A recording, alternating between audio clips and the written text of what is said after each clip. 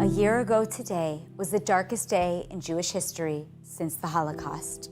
On October 7th, 2023, over 1,200 men, women, children, and the elderly were brutally and mercilessly murdered, while over 250 people were taken hostage when Hamas terrorists and Palestinian civilians breached Israel's borders, violently attacking dozens of communities in the south. The horrors of that day have reshaped our collective existence, physically, spiritually, and emotionally. Our hearts remain captive in Gaza, along with our people held hostage for the last 365 days in inhumane conditions.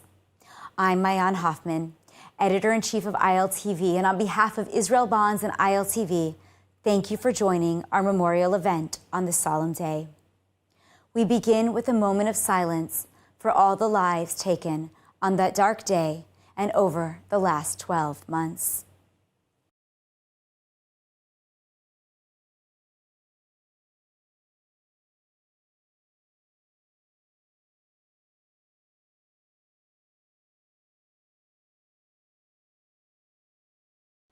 Zichronam livracha, may their memories forever be a blessing.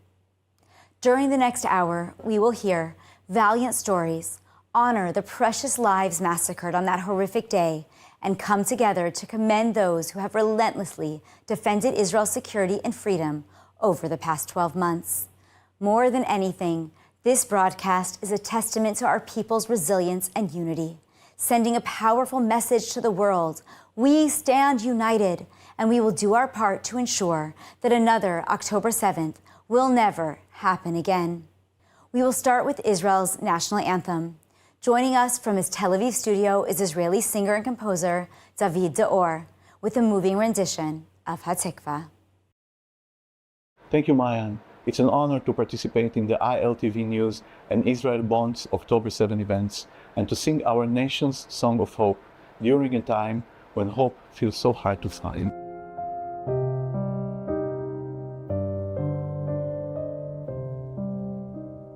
כל עוד בלבב פנימה נפש יהודי הומיה ולפתי מזרח קדימה עין לציון צופיה עוד לא אבדה תקוותנו התקווה בת שנות 2000 להיות עם חופשי בארצנו ארץ ציון וירושלים להיות עם חופשי בארצנו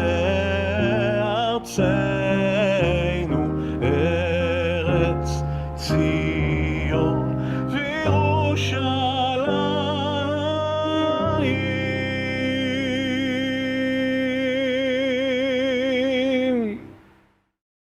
Hatikva is always inspiring, but especially today.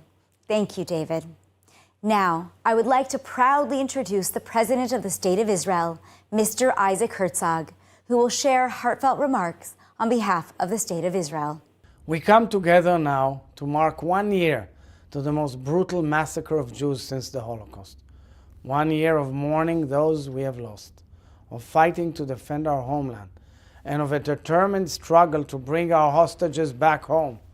Yet, alongside the great darkness of this past year, we must acknowledge that there have also been rays of light, the courage of our soldiers, the resilience of our society, and the love and solidarity that we have felt from friends and allies and Jews from all over the world. This solidarity found expression not just in words, but in countless concrete initiatives. Of course, the deep bonds between the State of Israel and the global Jewish community are mutual. Just as you stand with us, we stand with you, especially at these dire times of anti-Semitism all over. As Israel's first Prime Minister David Ben-Gurion said, the bond between the State of Israel and world Jewry is not a bond of need and utility, but a bond of destiny and fate.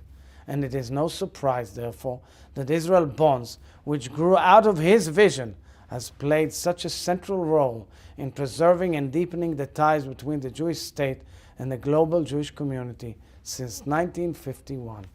It has also been a central force in building and cultivating Israel, helping it grow again and again against all odds.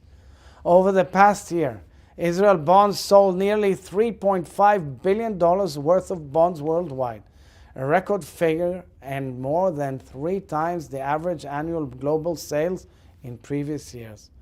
This is a great message. The message is powerful and clear. October 7th did not weaken the bonds between us, nor did it dampen our determination to continue to rebuild and overcome.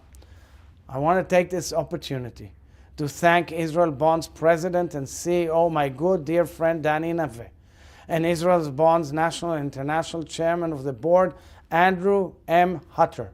Together, we can build a safe, peaceful, and thriving future for Israel and the Jewish people. Thank you all very much. Toda rabah to all of you.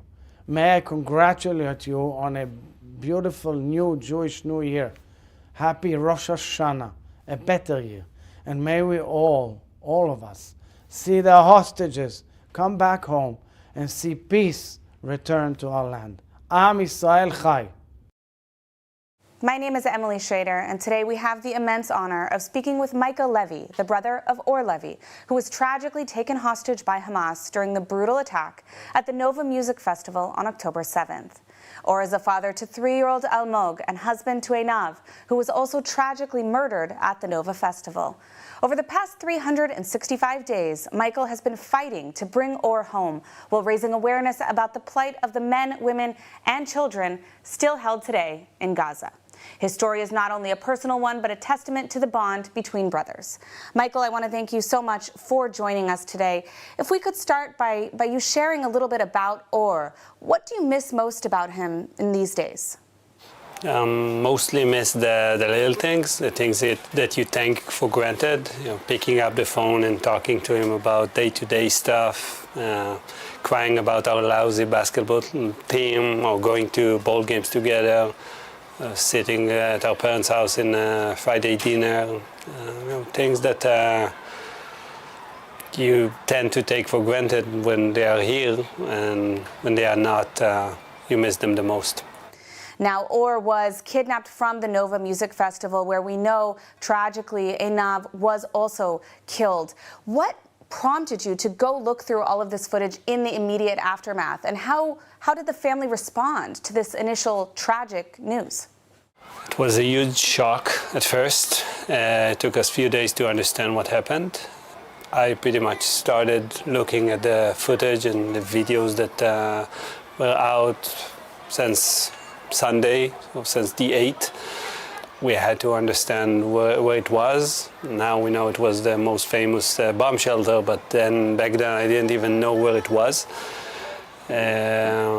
So we had to discover everything, including identifying car license plates, talking to people, trying to figure out what happened, because they were missing for a few days. Now, obviously, this has been a traumatic experience for the whole family. What is it that keeps you going on days when the pain seems unbearable? The fact that you know that you have a nephew or has a son that needs his father. I know it is difficult. Sometimes it's not easy to wake up and keep going, but I know I have a mission. I promised my parents to bring him back, and I promised myself and my girls to bring their uncle back, and I just can't stop until he is back. Now, you personally have been on a mission to raise awareness, of course, for Or's situation in Hamas captivity, but also for all of the hostages. And you've emphasized many times that this is not just an Israeli issue, but an international one as well. How has the international community responded to this issue? And how has the Israeli community received the news of what's been happening in the past 365 days?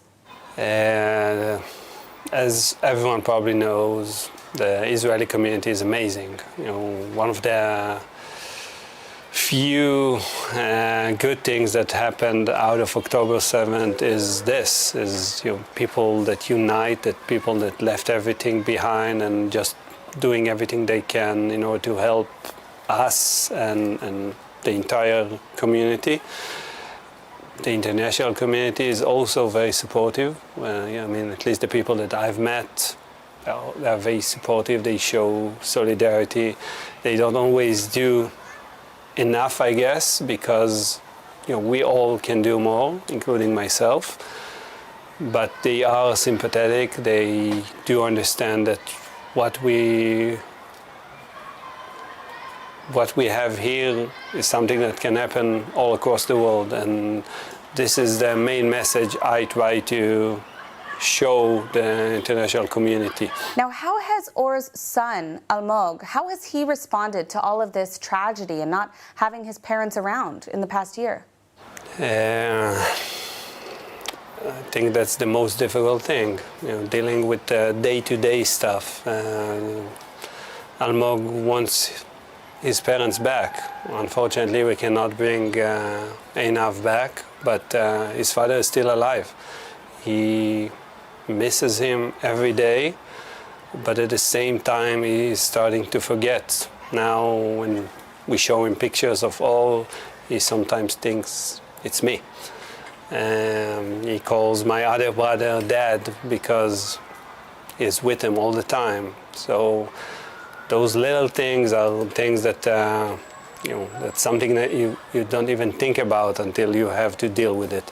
Now, if Or could hear you right now, what is the message that you would like him to hear? I just want him to know that we are strong, we are keeping Almog safe and happy, and we will do everything we can to bring him back. We won't stop until he is back. Thank you so much for sharing with us, Michael, and thank you for all the work that you're doing to bring Or and all the hostages home. We are all praying and hoping for his safe return as soon as possible. Thank you. Under Dani Nevez's leadership, Israel Bonds has not only continued its mission of supporting the economic strength and prosperity of Israel, but is also meeting the challenges our generation faces. 1 year after the tragic events of October 7th, Dani is here to share how Israel Bonds has rallied global support for Israel. Its new Invest in Life campaign is a powerful initiative that calls on supporters worldwide to make a meaningful investment in Israel's future. Dani, thank you for joining us today. Thank you for having me. October 7th, 2023 marked a dark day for Israel and the Jewish people. What does this day personally represent to you and to Israel Bonds as an organization, and how has it shaped the past year? Yes, a year has passed and we still struggle to comprehend the unimaginable atrocities committed on that day. And we ache for the hostages still held in Gaza. We ache for the families of the brave soldiers who sacrificed their life. What a heavy price to pay, losing a husband, a son, a father.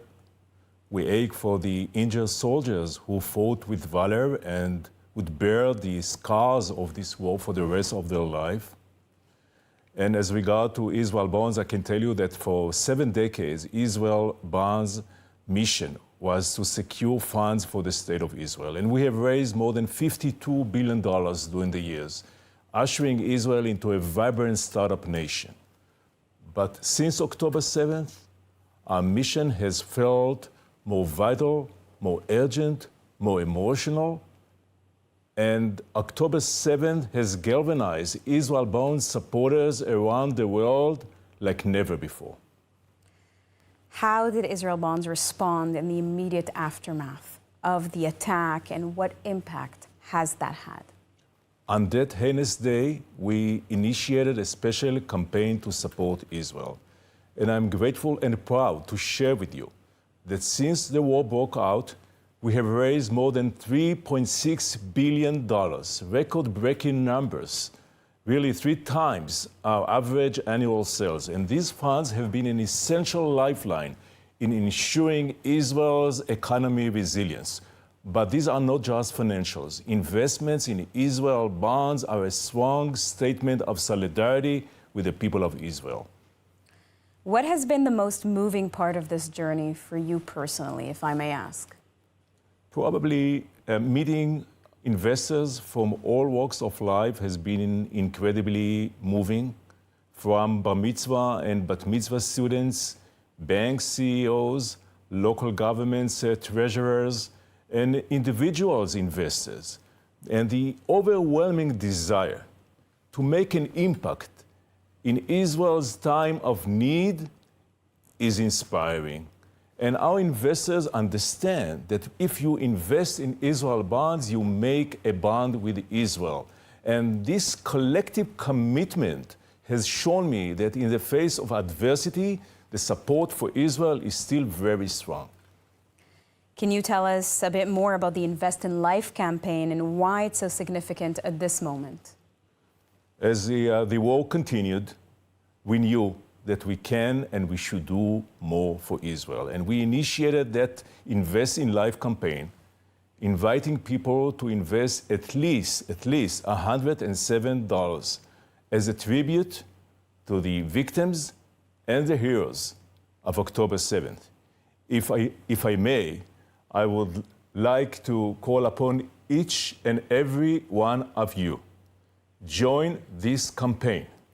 Make a strong statement of support for Israel. Go to israelbonds.com. If you haven't opened an account, you can open an account today and then move ahead with your purchase. If you already have an account, you may be asked to change your password because we moved to a new website. Go to israelbonds.com and make your purchase and make this important statement of support for Israel. Thank you, Danny. Looking forward, what message would you like to leave with those watching us today? I think it's very important to emphasize that Israel has achieved significant victories against its enemies, as we have seen more and more recently. And although the heavy toll, the Israeli spirit is unbreakable. And if you ask me, what is the explanation for that? I will tell you that people understand that this is not just a war between Israel and terrorist organizations like Hamas and Hezbollah. This is a war on the right of the Jewish people to exist. This is a war against the enemies of the Jewish people. But it's not over yet. We still have our mission to support the state of Israel that still needs us. And the most, I would say, effective way to make an impact today is to invest in Israel bonds. Danny Naveh, thank you so much. Thank you. Thank you, Mr. Naveh. The memory of that Saturday and the hostages still in Gaza are a daily reminder that we must act. We cannot and will not simply move on, nor should we. Over the past year, the IDF has been relentless in its effort to win this war, bring our hostages back, secure Israel's border, protect our people, and rebuild Israel's sense of safety in the face of unprecedented challenges. Joining us today is Major General Eyal Zamir, Director General of the Ministry of Defense, who has dedicated his life to the security and resilience of our nation. Throughout his distinguished military career and in his current role, Major General Zamir's leadership and deep understanding of national defense have been instrumental. Please join me in welcoming Major General Eyal Zamir. Shalom to all our friends and supporters of Israel Bonds. I am honored to offer my gratitude for the courage we gain from our global Jewish community. Israel faces multiple threats and is currently fighting on 7 fronts, near and far.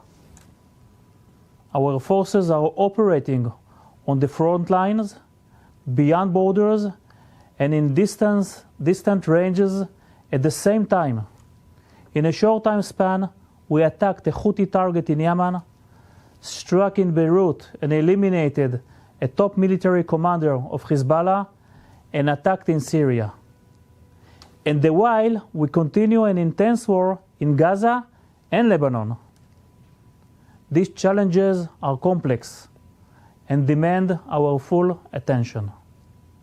Our greatest power lies in our people, our brave soldiers, and our military, and also with the support of the Jews worldwide.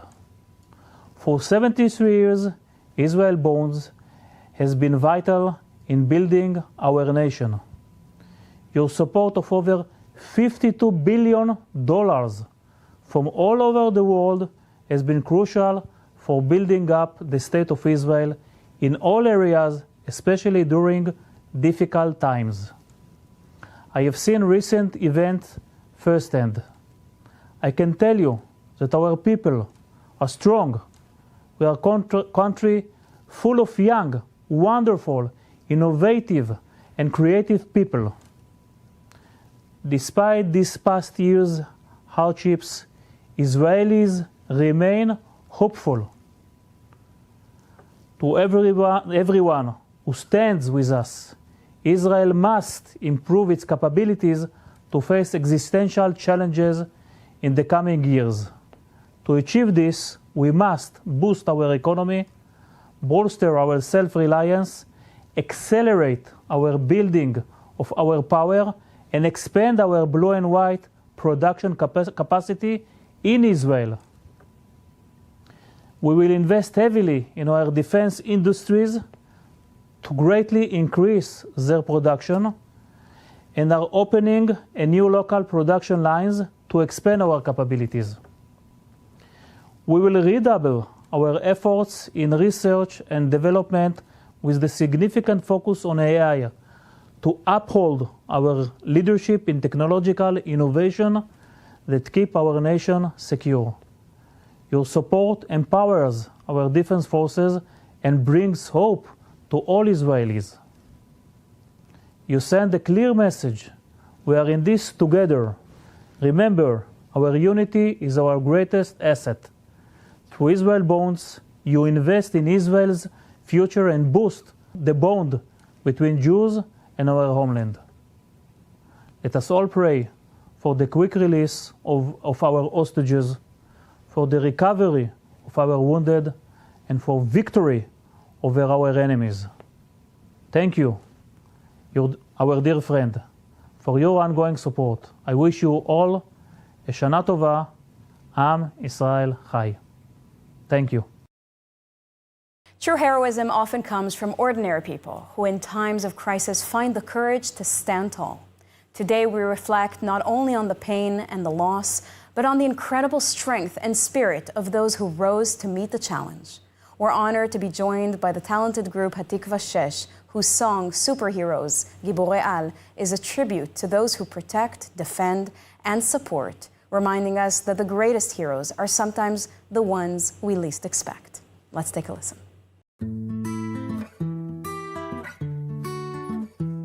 אז המורה לתנ"ך בגבעתי, המורה ללשון מודיעין, השכן מלמעלה קבלן עבודות, אבל חודש כבר במילואים.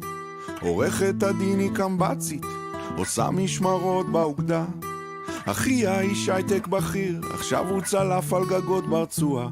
מנהלת הסניף הקשוחה של הבנק היא סמג"ד ביהודה ושומרון. דורון הוא בעל חנות צעצועים, עכשיו הוא מ"פ בשריון. והמדי שלנו כפרה, שלרוב מזמר בקיסריה. הוא לוחם הנדסה, מתאושש בגבורה, אחרי שנפצע בלב עזה. נכון כולם נראים רגילים, אבל אנחנו עם של גיבורי על. וכל אחד תמיד מסתתר חייל, מוכן להציל את העולם.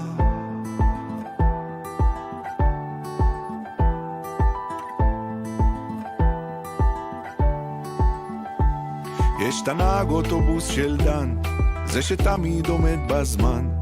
הוא עכשיו מפקד סוללת תותחנים בדרום, ליד ניר עם. יש סטודנט בטכניון, באמצע תואר ראשון, הוא סרן במיל בעוצבת הגליל, כבר חודש בגבול הצפון. יש פה דוגמנית פרמדיקית, יש פה חשמלאי שהוא מגיסט, יש את יוני נגן סקסופון מחונן שהוא קודם כל מטכליסט. יש לכולם ארון נסתר, או ארגז גדול מאובזר, יש פה סט של מדים וגלימת מילואים מוכנות תמיד לאתגר. נכון כולם נראים רגילים, אבל אנחנו עם של גיבורי על, בכל אחד תמיד מסתתר חייל, מוכן להציל את העולם.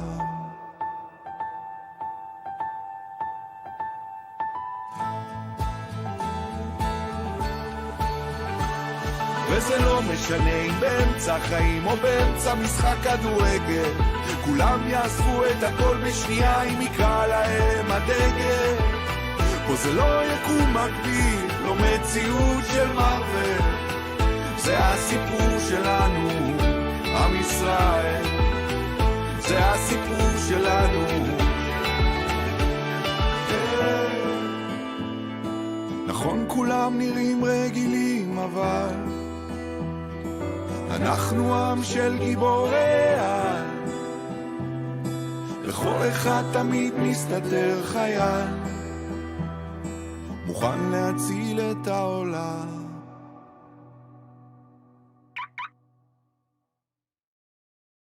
Please join me in welcoming Hatikva Shesh singer and guitarist Omri Glickman. Omri, thank you so much for being with us today. Thank you for having me. Omri, many ordinary people have been called heroes over the past year. From soldiers to civilians, are there any specific stories that you've encountered or individuals who you've met that inspired you while you created this song? We met so many amazing people all over the country since day one of the war. Our band starting like a war tour every day. We found ourselves in different places all over the country, mostly in bases, military bases, in the field, performing for the soldiers before entering Gaza, getting out of Gaza. And I met great warriors, great stories of war. And I can say that I got my confidence back by hearing those great stories of the commanders and the warriors in the fields. And I found true belief that we're in good hands. And I can see the leadership future coming from there, from the IDF, from the commanders, from the great warriors who really fought for our homeland. And that's where I got my strength back. I wanted more to meet them, to hear from them, and to sing for them. And that's, I think, where is the great and amazing strength of Israel. Was there a specific individual that really their story resounded with you? So many. But I think the unbelievable story of Idan Amedi, which is a colleague from the musical journey. He's an Israeli singer, a popular Israeli singer. And since the day started, he just left his life aside and went to the battlefield and got injured very hardly. And this is the Israeli story. People who, on the day of the command, they put their life on the side and they go protect their families, the people, our nation. And this is a great inspiration for me. And we had to put Idan Amedi's story in the song Superheroes because he's a superhero. Absolutely. What have you learned over the past year about Israeli society, about their strength and resilience? I think that we proved ourselves that our togetherness and solidarity and unity is a superpower that we need to fight for and we need to keep after a tough year before the war, where the people were divided, and it was a really tough year for us for the Israeli nation. And I think we proved ourselves that during hard times and war, we can find the strength to be together and to help one another. We are brothers and sisters. We'll be staying here for a long time. there's a light at the end of the tunnel, and we need to stay together. Whatever our ideas are, ideologies, we need to put aside and really fight for this togetherness, because this is the real superpower. Absolutely. Stay together and stay united. Music has the power to heal and to inspire. We know that. Looking back at the past year, how do you see your role as a musician, you and your colleagues? How do you see that role in the moments of a national crisis? I found out since day one of the war that music is really needed. The upliftment of the people, the soldiers, the people who got evacuated from their homes, memorial ceremonies. We found ourselves in every spot, like songs were needed. And we took this job very seriously. Like every day we booked ourselves 1, 2, 3 stations. If it was in every area in Israel, we went, whoever in the band was free, joined up, and we performed guitars with any instrument we had available, we were there. And we felt a part. That's the only thing that we know, to play music, to sing, and we felt needed, so we went. We took this like very, very seriously, and we wanted to be part in every place we were called to. This has certainly been a special year, a challenging year, but like you say, also a year of a lot of togetherness, of musical healing, if we speak about your area of expertise. And I hope that you continue to do a lot of good the way you have. Thank you so much. Thank you so much, Aubrey, for sharing your insights with us today. Thank you. We have 2 very special guests with us today. Staff Sergeant Tomer Yaakov Achimas was a signal soldier for the Gaza Division's Southern Brigade Chief from Lehavim. Staff Sergeant Achimas, a 20-year-old hero, was killed fighting Hamas on October 7th at Kibbutz Nirim. His body was taken captive and later recovered from Gaza by the IDF. Tomer fought alongside Sergeant Kirill Brodsky and their brigade chief, Colonel Asaf Hamami, the commander of the Southern Brigade in the Gaza Strip. Residents of Kibbutz Nirim said that were it not for the bravery of Achimas, Hamami and Brodsky, the kibbutz would have absorbed an even greater tragedy than it did that Saturday. His father, Moshe Achimas, and his brother, Amir Achimas, are here with us today to tell his story. Moshe and Amir, I know this day is incredibly difficult for you. Thank you for being here and sharing Tomer's story with us. Thank you. Thank you. Can you tell us a little bit about Tomer as a person? What was he like growing up, and what were some of the qualities that made him unique? Tomer, born in Lehavim. We grew up in Lehavim. That's a small town near Beersheba in the south of Israel. We grew up, I say we because we were together and everything. I'm Amir's twin brother. We grew up with another 3 brothers and sisters, Eyal, Maya, and Gil, and our mother and father, Moshe and Danat. Tomer was a normal kid. He grew up, loved sport, every kind of sports, especially football, and basketball also, tennis. We played tennis for 5 years, and boxing, MMA, everything that have a little bit of competition in it. Mm-hmm. And he was a loved boy. Everybody liked him. He was a bit messy, you know. He loved to get in trouble sometimes, but he always got out of it with a smile. He was a smiley boy, always smiled. We were fighting a lot, me and him, but we loved each other. We didn't show it to each other because, you know, like, that's brothers. We fight, but that's our love language. And he really loved music, always in the car when we were driving together, always his music. He loved rap, pop, everything. Tomer had a girlfriend. Her name is Shaili. They were together for like 9 months until the war. We were doing everything together. The really first time that we were separated was when we joined the army. me and him, we took different paths. He went to his unit and I went to mine. But that didn't really separate us, you know. When we were on weekends, in home, we always talk. When he was on the base and I was at home, we would talk on the phone. How is it? How is the Saturday? We're always speaking. And that's it. He sounds wonderful. He was a really brilliant kid, very smart. He did his major in physics and mathematics. Although he didn't pay too much effort in studying, still he got great grades.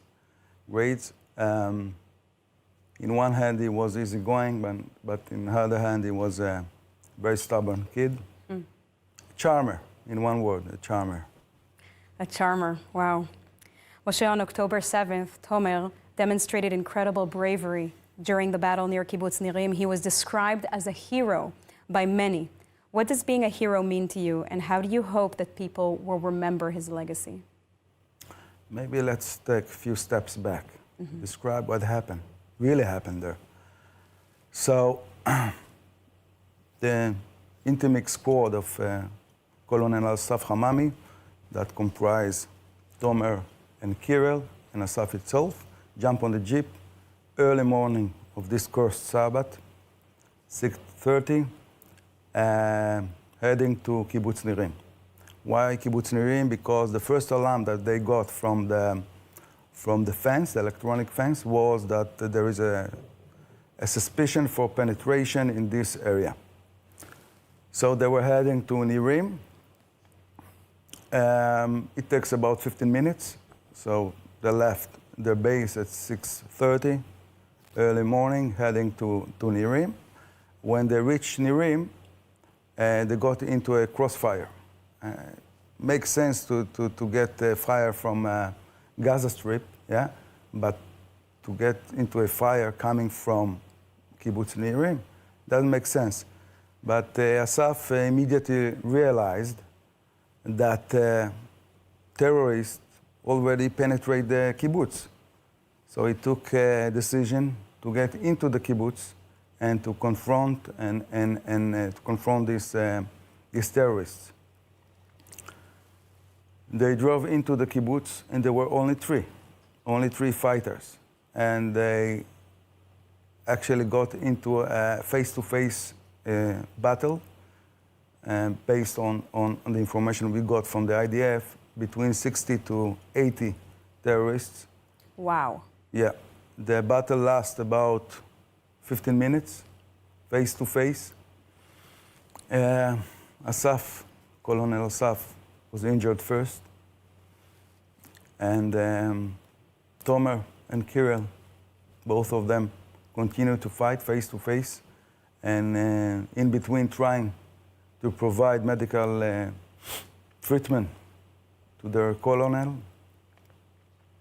and also calling in the radio for help, for someone, but nobody came. They were alone. At 7:05, Tomer's voice was silent. The three bodies were kidnapped to the Gaza Strip.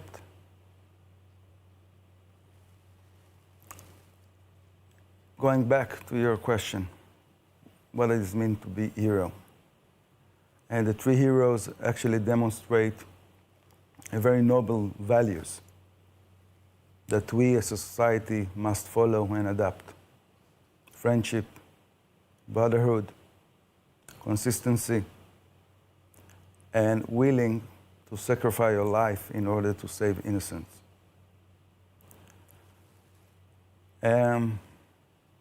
This is bravery. I'm proud of him. He did his utmost in order to save life, and he did. He did. He saved many lives. Saved many lives. Very powerful. I want to show you something, if it's okay. Yeah. Okay, this is a shield that the community of Nirim gave us it's written here in Hebrew, yeah. The shield of Nirim, for the bravery of Sergeant Tomer Achimas, for protecting our community. Yeah. Very powerful. Now, it must have been incredibly difficult waiting for news after his body was taken to Gaza. What helped you and your family get through that painful time of uncertainty? It was really difficult. Only 2 days after this battle, we were informed by the IDF that Tomer is kidnapped. There was, frankly speaking, a big relief because they didn't say he was killed. Yeah, so there was a hope that he's somewhere, someone is taking care of him, and eventually he will come back to us. After almost 2 months, then official came again with a notice that informing us that Tomer actually fell in the battle on this specific morning, and his body is captured by the terrorists in Gaza Strip. So the hope gone, yeah. It was very difficult, in particular because we had to conduct a funeral without a body, because all the indication that we received based on the Jewish religion is dead and he must be buried, but there is no body to bury. So we had to bury a pile of soil from Kibbutz Nirim, from the scene where he fell and conducted his battle. And it was like a big hole in the heart. Of course. Hoping that his body will come back to us. Luckily, 1 month after his birthday, the IDF, with a heroic operation, recovered his body from the tunnels of Khan Yunis. His body and his brother-in-arm, Kirill, both of them were rescued. Unfortunately, Colonel Asaf is still there. Hopefully, will come back soon. God willing. So, yeah, it wasn't easy. So we had to conduct 2 funerals. So when his body came back, we had another funeral. If in the first funeral we had a very little hope that maybe it's just a nightmare, yeah, we'll come back because there is no body. Second time it was final. But it was also a relief because he's with us. Thank you very much to the both of you. His memory will live on with us as a constant reminder that this can never happen again. Thank you so much, and we will indeed try to go with our truth. Thank you very much. Thank you. Israelis have not faced this last year alone. The global Jewish community has stepped up to the plate, taking responsibility for their brothers and sisters in Israel. In an inspiring display of unity despite borders and time zones, the diaspora has proven that they remain closer to their roots than ever before. Joining us now in the studio with ILTV anchor Lidar Gravelazi are 2 such leaders who have spent the last 12 months tirelessly galvanizing the efforts of American Jews. Please welcome Dr. Andrew Hutter, National and International Chairman of the Board of Directors, and Larry Olschwanger, National Campaign Advisory Council Chair. Andrew and Larry, thank you so much for joining us today. Thank you for having us. Our pleasure. So, Andrew, we'll start with you. You wake up on Shabbat morning, it's Simchat Torah, you see the news. Walk us through that morning for you as a Jewish person in the diaspora. I was getting ready to go to shul. Texts come through the phone. It was like, what's going on? I was actually going to shul and getting ready, coming home and relaxing, and I was scheduled to leave for 2 Israel bond missions a few days later. So I hurried up, got to shul. Our rabbi was outside actually with our security guard who was not Jewish, so the security guard was monitoring things on the news for us. And we were in shul, basically in shock, but I was glad I was in shul. I was around friends, family, our rabbi, and I think we needed to be together. It's something that I never expected that I would have to live through anything like this, and it was shocking.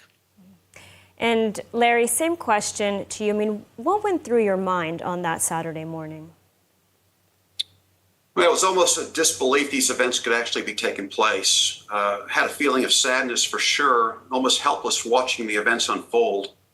I called a dear friend of mine in Israel who's connected, and he told me, Larry, that it's going to be much worse than what we see on TV. So I knew the news would get worse as the days came on.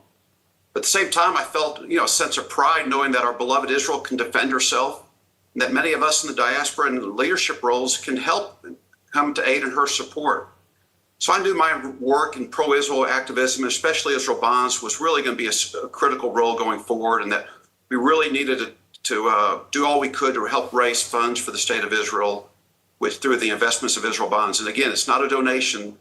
These are great investments, and we knew that we had to make investments in our beloved Israel. And Larry, I want to ask, how did October 7th shape your personal advocacy and drive your efforts within Israel Bonds, especially considering the rise in global anti-Semitism since then? Well, again, what we need to try to do in our communities from our national campaign perspective are be ambassadors in our communities throughout the diaspora. And we want to educate, like I said, people and let them become role models and leaders in their communities to share the truth and the stories of what's happening and to fight against this anti-Semitism, support Israel through all these tangible actions that we can do and our role that we have involved with Israel Bonds. So to me, it re-energized me. Our mission's clear, and the impacts that we've had on the state of Israel and the people are truly appreciated. We saw it firsthand when we were there. And Andrew, turning to you, what do you think are the most effective initiatives to further strengthen the connections between Israel and the Jewish diaspora? I think with all the negativity out there and the anti-Semitism, making a positive statement. Go online, make positive statements about Israel, show the support for the state of Israel, and invest in Israel through Israel Bonds. Today is October 7th, the one-year anniversary of this horrible event. So we're saying in Israel, invest in life. So make a $107 Israel bond purchase for October 7th.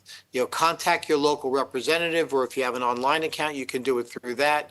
I can tell you the importance of buying the Israel bonds, but please contact our staff and they can help you make the appropriate purchase. But every single bond is important. Don't think that a small bond is any less important than a larger bond. Well over 50% of the bonds that are purchased for Israel Bonds are less than $1,000. There is strength in numbers. So please show your support. Please invest in Israel, and please invest in Israel Bonds. Thank you. All right, Andrew, Larry, thank you so much for taking the time to speak with us today. And thank you for the important work that you're doing on behalf of the State of Israel and the Jewish diaspora. Thank you. Thank you both. Your Israel advocacy work within your communities has been a vital and meaningful lifeline for the people of Israel and provided great encouragement and support that were so much needed. This has been an intense hour filled with the weight of our shared pain and the strength of our unwavering spirit. The bond between Israel and the global Jewish community is what keeps us moving forward and gives us hope, even in the face of unimaginable challenges. Today, you've heard the stories of some of the most heroic members of our Jewish and Israeli family. Now, bringing our special memorial event to the close is a prayer for the State of Israel, recited by Moshe Achimas. Thank you for joining us. אבינו שבשמיים, צור ישראל וגואלו, ברך את מדינת ישראל, ראשית צמיחת גאולתנו, הגן עליה בעברת חסדך, ופרוס עליה סוכת שלומך, שלח אורך ועמיתך לראשיה, שריה ויועציה, ותקנם בעצה טובה מלפניך, חזק את ידי מגיני ארץ קודשנו, והנחילם אלוהינו ישועה ועטרת ניצחון תיאטרם, ונתת שלום בארץ, ושמחת עולם ליושביה. את אחינו, כל בית ישראל, פקד נא בכל ארצות פזוריהם, ותוליכה מהרה קוממיות לציון עריך, ולירושלים משכן שמך, ככתוב בתורת משה עבדיך, אם יהיה נידחך בקצה השמיים, משם יקבצך אדוני, אלוהיך, ומשם ייקחך ואביך אדוני אלוהיך, אל הארץ אשר ירשו אבותיך, וירשת ויטבך וירבך מאבותיך. ויחד לבבנו לאהבה וליראה את שמך, ולשמור את כל דברי תורתך, ושלח לנו מהרה בן דוד משיח צדקך, לפדות מחכה קץ ישועתך. הופע בהדר גאון עוזך על כל יושבי תבל ארצך, ויאמר כל אשר נשמה באפו, אדוני אלוהי ישראל מלך, ומלכותו בכל משלה. אמן סלע.